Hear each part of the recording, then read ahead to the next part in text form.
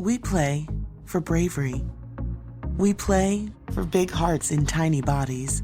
We play for the fighter within.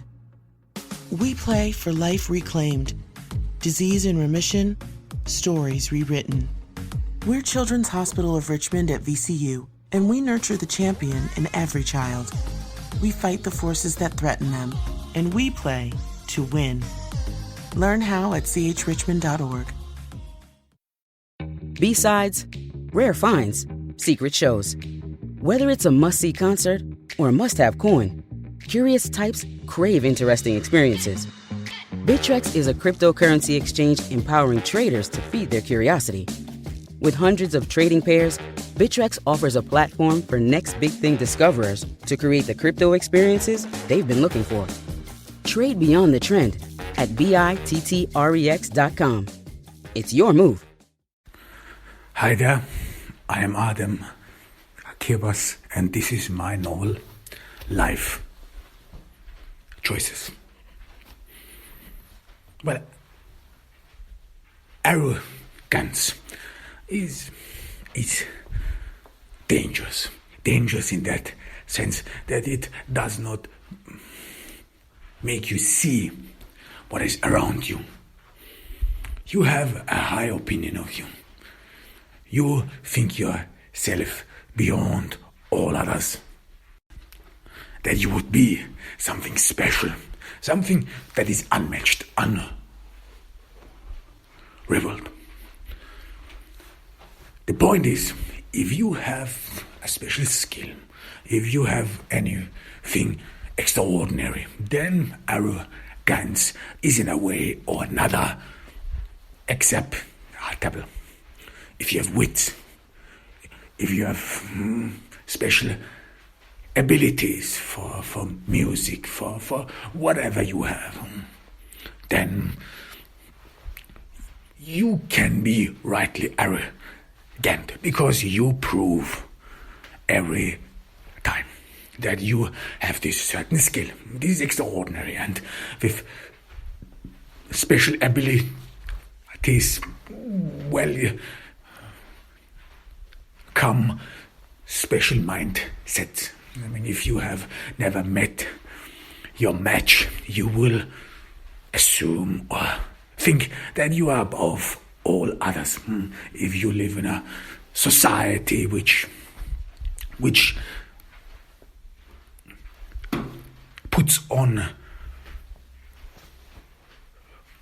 puts restraint on competition, if you live in a society where people follow their opinion that too much competition would be bad, the people who do not agree that social development as well as economical development is built on competition, and in order to boost development, you have to enable everyone and every member of a society to partake in this competition. Equality, equal access. This would be a society reigned by merits. However, if you live in a society where this competition is hampered, then people who are confined to a certain social ladder will eventually assume themselves as superior to all others. Why? Because there is no competition. They do not have to face anyone who could challenge them. If half of the population does not even have access to basic education, well, what sense does it make calling yourself a genius? You can call yourself only a genius if you succeed against a lot of competitors. This is like sports. You can only call yourself great if you have successfully beaten every challenger. This is the key. But now there is arrogance, which comes close to vanity. This is arrogance which was unchallenged, an assumption that one would be above all others. And this notion has never come to be challenged. And Frederick was one of these young fellas. In his school, all these pupils, they had never really faced challenges. They were pretty much, you would not consider them as, in a way, in accordance with Charles Darwin, that the best always comes ahead and can spread their genes to the next generation. No, privileges prevent that. There is no, in human society, there is no way that always the best is selected. No privileges of any sort drive a wedge in this notion. So when the pupils of that school faced with Frederick, whom everyone would assume is misplaced among them because he's poor, he's not one of them, he does not share the same social background, they looked at him in awe, like an alien, like all the members of Frederick's social community. They did not consider him as one of their own. And now, because Frederick was one of the few who got the chance to have access to great schools, to teachers who actually have a degree, who know what they are talking about, it became pretty much apparent, well, he does not have a challenger. The social system in the US helps a few, but leaves out all the others. And it is based a lot on privileges. This is the reason why capitalism in the US follows a wrong path. However, Frederick became more and more arrogant because he thought he's the only one. He fully thought that he is the smartest in class. This is true. And in addition to that, the teachers tried to raise awareness about poverty, about people who do not have the privilege to higher education, people who live in the hoods, who live in drug-infested areas. This was followed by good intentions indeed, and it helped many pupils who did not have a notion of poverty to understand what poverty actually is, what it means, what can you do with it, and what it leads to. And the result was horrifying. Horrifying in that sense that poverty became something people became scared of. It is scary, having no hope, having no future, living life from day to day. And those teachers in this private school, in their well intention, even showed pictures about life as a poor person, life in a hood. Some of the pupils, especially the young boys, call it as cool. There are some thugs who seem to be independent. These forts circled around boys who still had to ask for pocket money, and they saw, well, there is a thug and he earns his own money despite the fact that he's a hustler, drug hustler. But the overall perception of poverty was a negative one. You cannot do whatever you like. You cannot travel. And the worst thing for many youths was that you are faced with work. This is only a few young folks actually thought about them. That you have to work 9, 8, 9, 10 hours a day. And some of those young folks started calculating.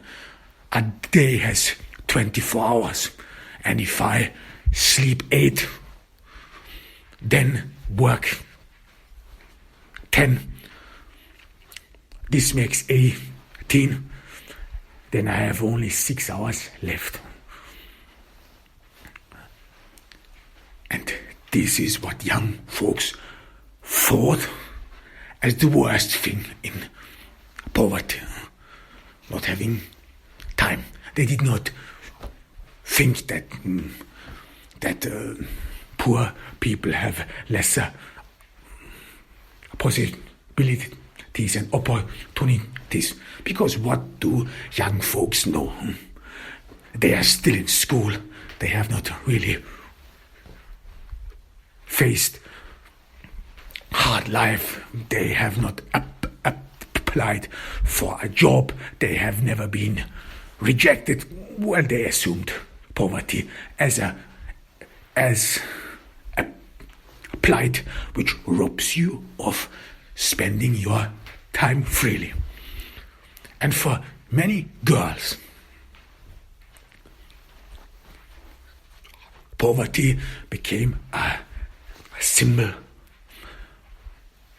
of incarceration, having to work, having to take care, not being able to enjoy life,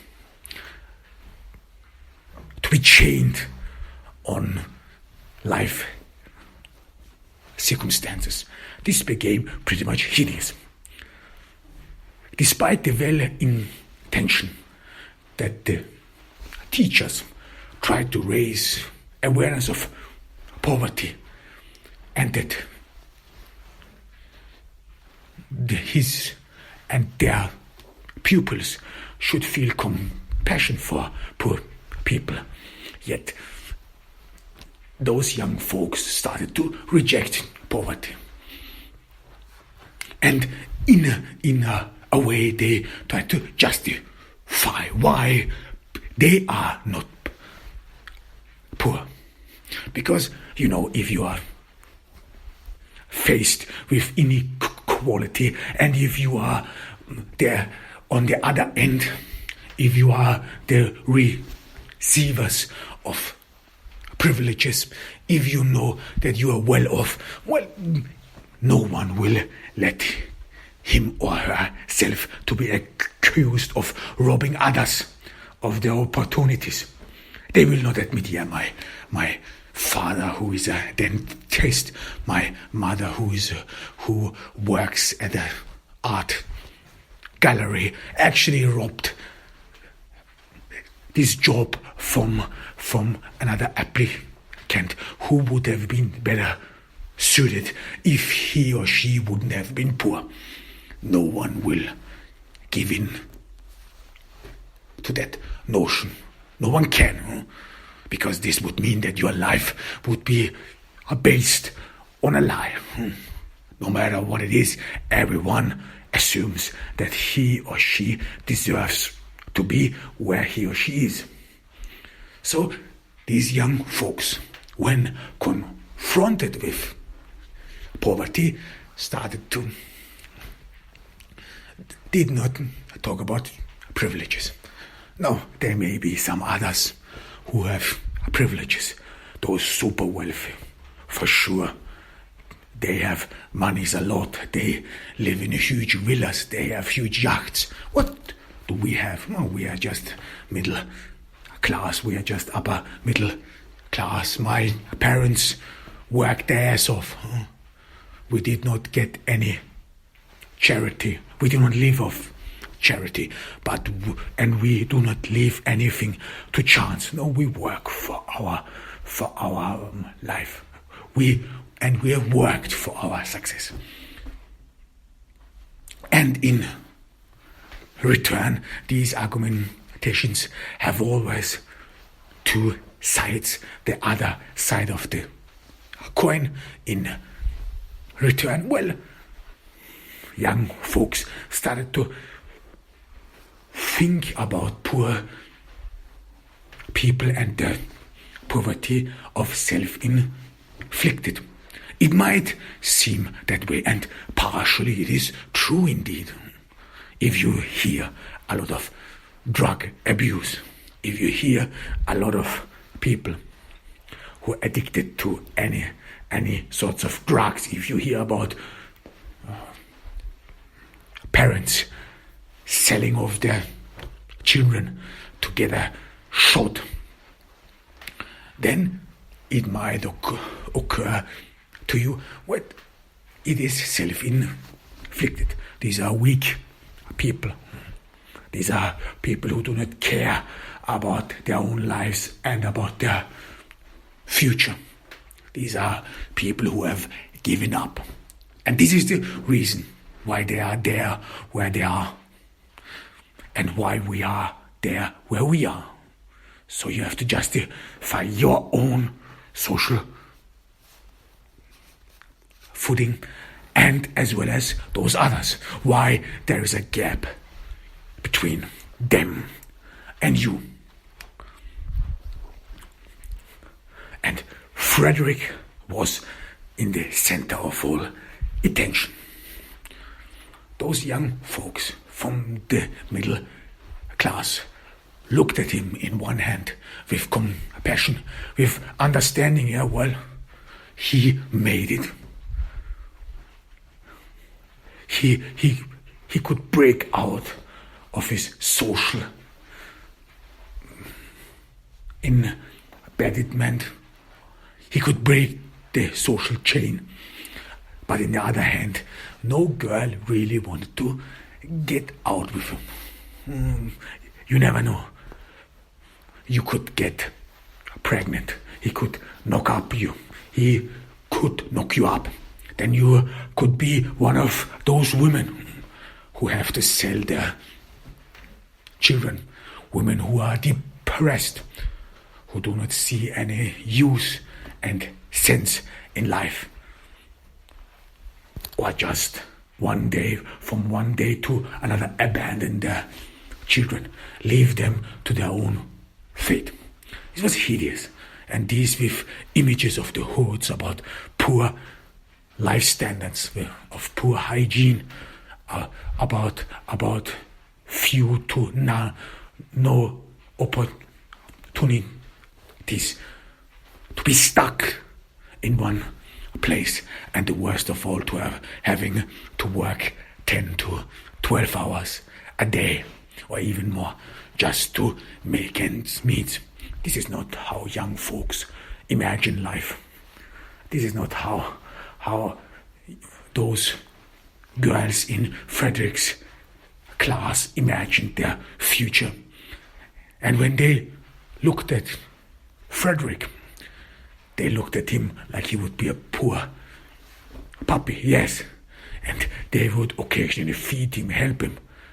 But they would not take him home with them. This was too bizarre. One would lose too much. But Frederick did not see it. Frederick only perceived one thing. Firstly, that he is special, which he truly was. He was a genius. And the second thing was that people have pity on him. And this pity Frederick mistook for entitlement. He thought himself, I grew up poor.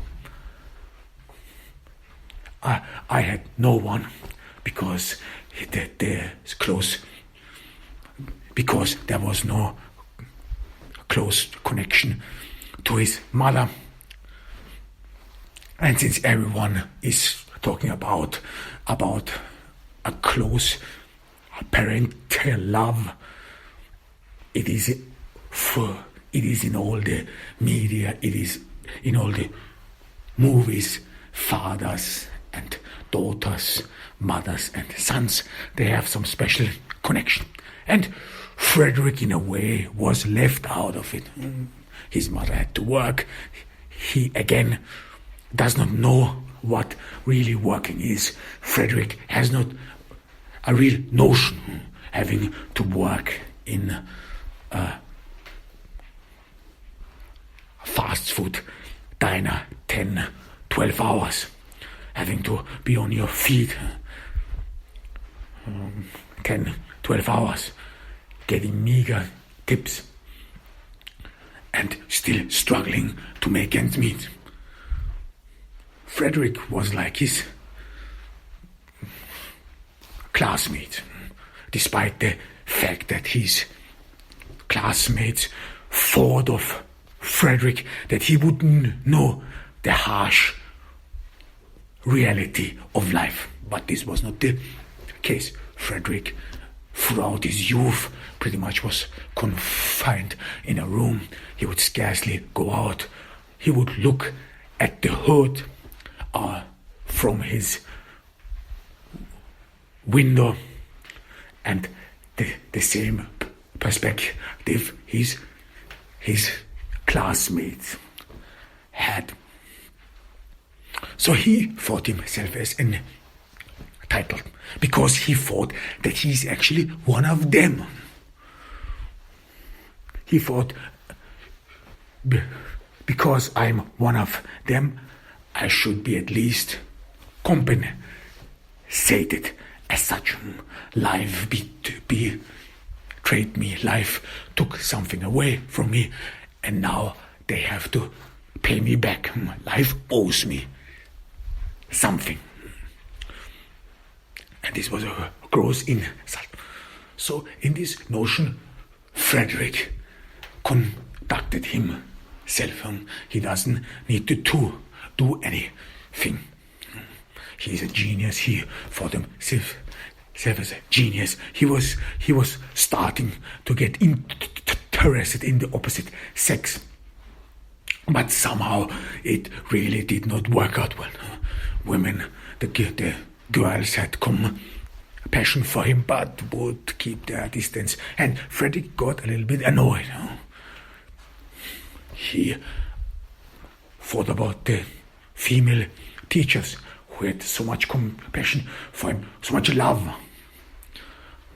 But it was only for the show, as it seems. He did not get anything in return. Frederick was one of those many adolescents who do not really know how relationship works, who only assume, if we come together, if I talk with a girl, it will in a way work out.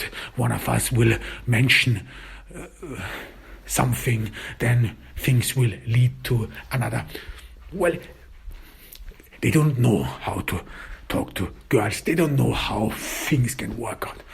And he was eager to be close to someone. If it was not the girls in the same age as him, he was interested in the female teachers. He wanted to have closeness, because all this pondering about being left behind in life, and that he was a soul to be pitied, made him crave for a woman or a girl who would understand him, who would care for him like one cares for a puppy, because this is what he deserved in his view. This would make up for all he lost, because he, like his mother, imagined that his father was probably rich, well off, and in some days Frederick even dreamed that his father was probably watching him somewhere. He is probably a high government official, someone who is, or even a secret FBI agent, whatever. He's wealthy, he's well off, and he is watching him. And the reason why he couldn't be with Frederick so far was because he's held back either by the government or he has a very important assignment. He's fighting for his country. He's protecting his country. But Frederick assumed he must be there. He must be watching, because he deserved it. He was this wounded puppy everyone was talking about. And every of his classmates had parents, and they were eagerly talking about their parents, whether their parents busted them or their parents cut off their allowance, or whether one of the students quarreled with their parents. Frederick always heard these complaints and imagined how his father was. He never really saw his mother, only in the afternoon when she would bring in food. He even occasionally thought that this cannot be his mother at all, because he heard one time a girl talking about her mother, that her mother would be her best friend and that she confides everything to her mother. And Frederick assumed this is how parents supposed to be. They have to be with their children. They have to listen to their children, to their worries. Or in another occasion, one student talked about that he worked with his mother through some very difficult math tasks. And again, Frederick started pondering. His mother had never helped him by anything. He would even dress himself. He would of course not know that his mother, when after he goes to sleep, prepares his clothes, irons his school uniform, and puts it in a place where he can find him. He did not think about anything of that, but just about one thing, and this is that his mother is absent, as well as his father. And he said to himself, well, this can't be. I deserve better.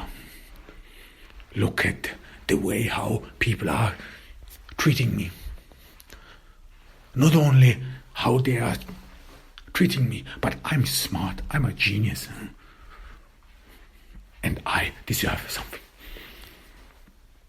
I deserve something better. And this thought that his parents, that they would be somewhere different, somewhere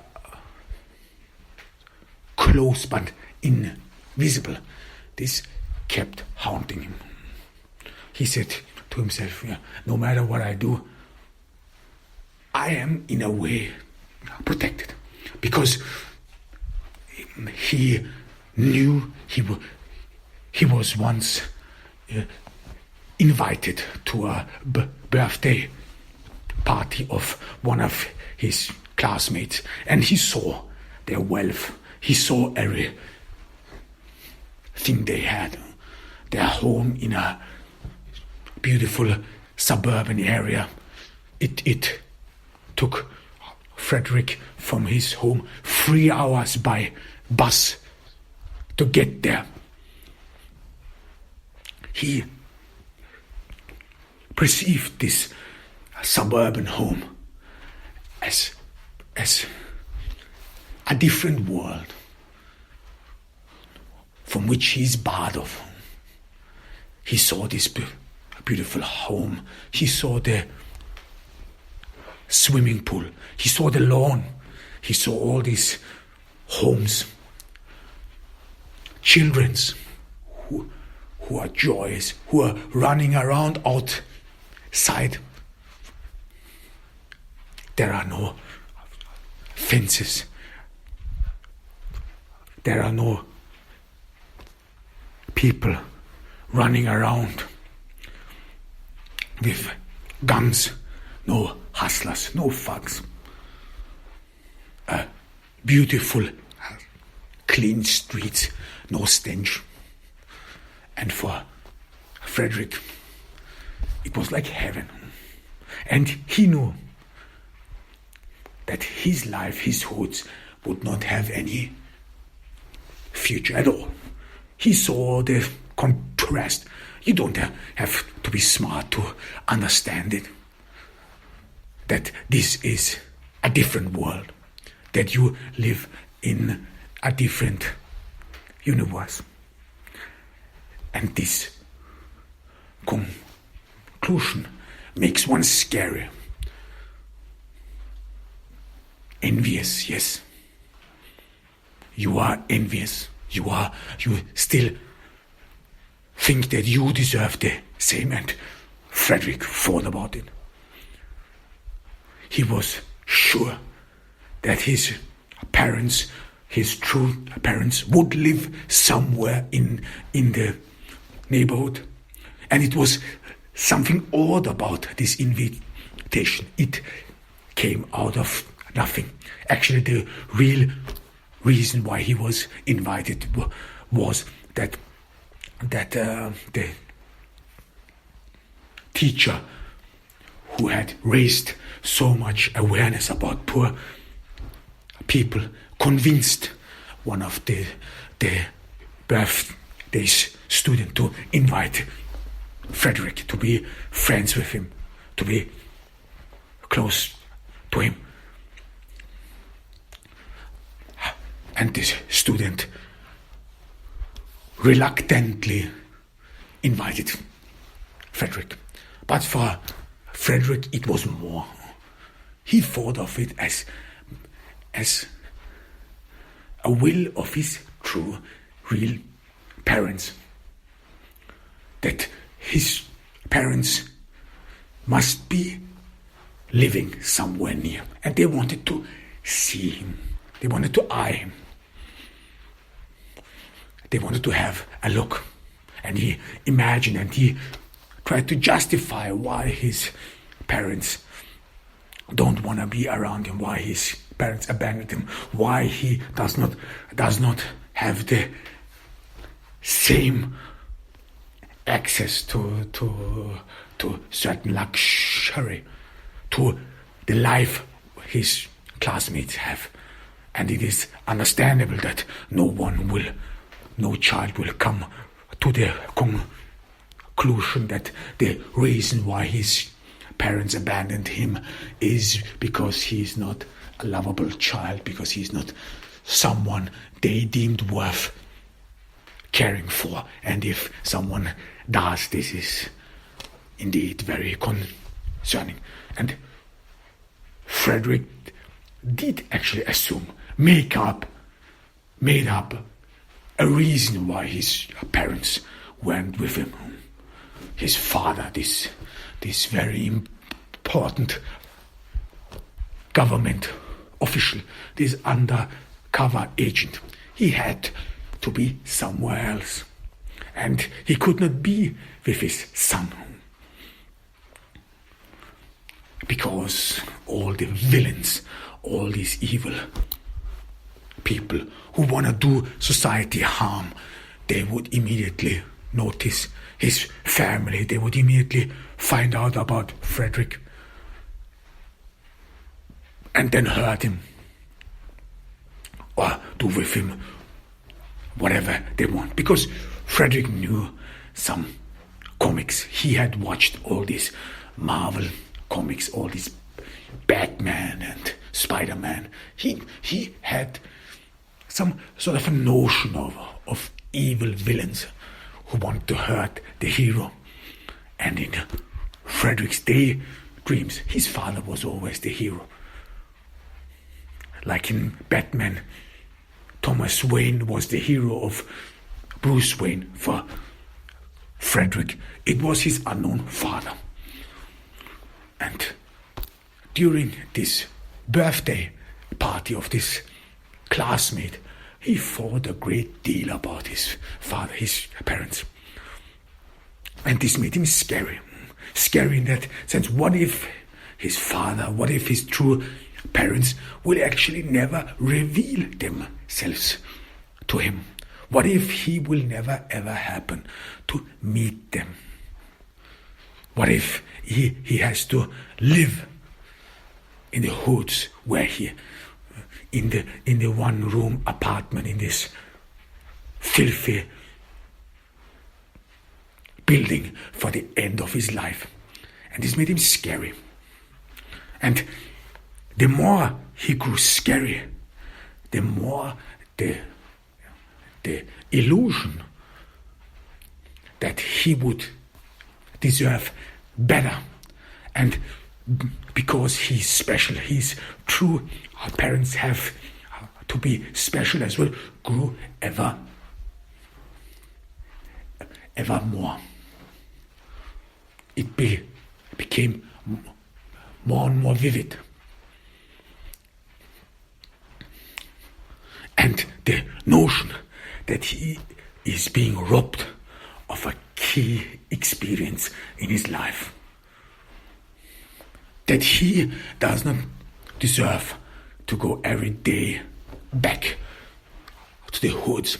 And again, when he drove home from this suburban home, when he imagined, maybe I could live here as well. I could be here as well. I could go to my room here. I could just stay in this world forever, and I don't have to return home ever again. And during the bus ride home, he thought a great deal about it. About his future. About his parents. And what he is supposed to do. Because he assumed, this is an adolescent's thought. His parents are watching him. He was sure of it. His true parents are watching of it. And fear, again, grabbed him. What if he has to act in a certain way? What if he has to be in a certain way? Maybe they have been waiting all these years for him to act in a certain way so that they can reveal themselves. So Frederick has to be in a way. And he pondered, how should I behave? How should I act?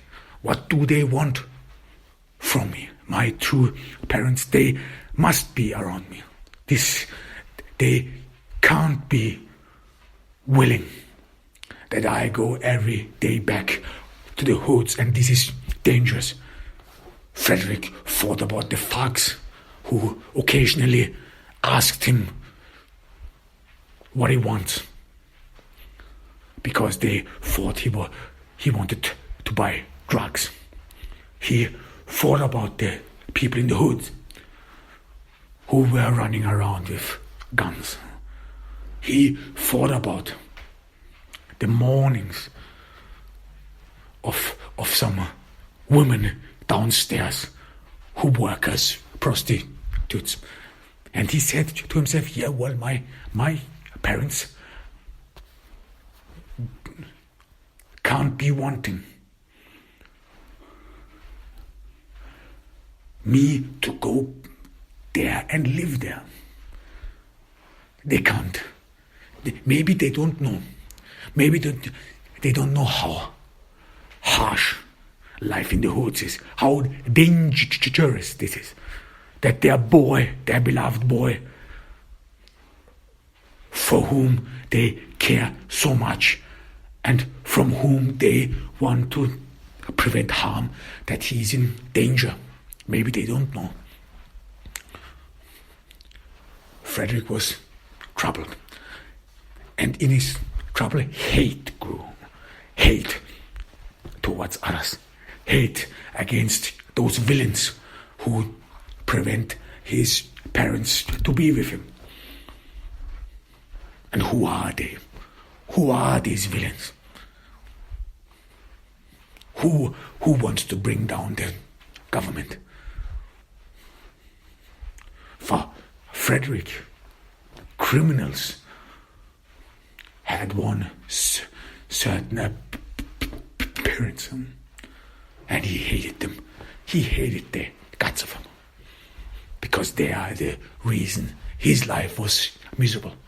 And he thought about all these years. He thought about his age. That all these years he experienced life in the hoods, whereas he could have been here, where he wouldn't have been leaving in the middle of the night in a bus, driving to nowhere, driving to darkness. He could have been living here, actually, if it weren't for those villains, for those evil people who prevent his parents from coming home, being a family, being with their boy and taking care of him. And he grew hateful. Why can't they spare me? He asked himself, why me? Why did they have to ruin my life? Why me? Couldn't they get someone else? There are a lot of poor folks in the hood. Why not all the others? And again, he was inundated with the feeling of betrayal, that he was robbed of life, and that there is no way out. And he thought about a dangerous scenario, a shocking scenario. What if his father would be killed? What if his father, who is a secret FBI agent, who is this honest and decent man he saw in all those comics, what if he's been killed? What if his father, who supposed to be Bruce Wayne, who supposed to be Thomas Wayne, who supposed to be the father of Batman, what if he's been killed? And he never gets to know about it. And he then has to live this life for all eternity in the hoods, despite he deserving better. And he grew frustrated, even maddening. His hate against all these others who prevent him from being happy, who fraud his happiness, who prevent him and rob him from a life in a beautiful suburban neighborhood with a beautiful lawn and a swimming pool. These thoughts bothered him. They exhausted him.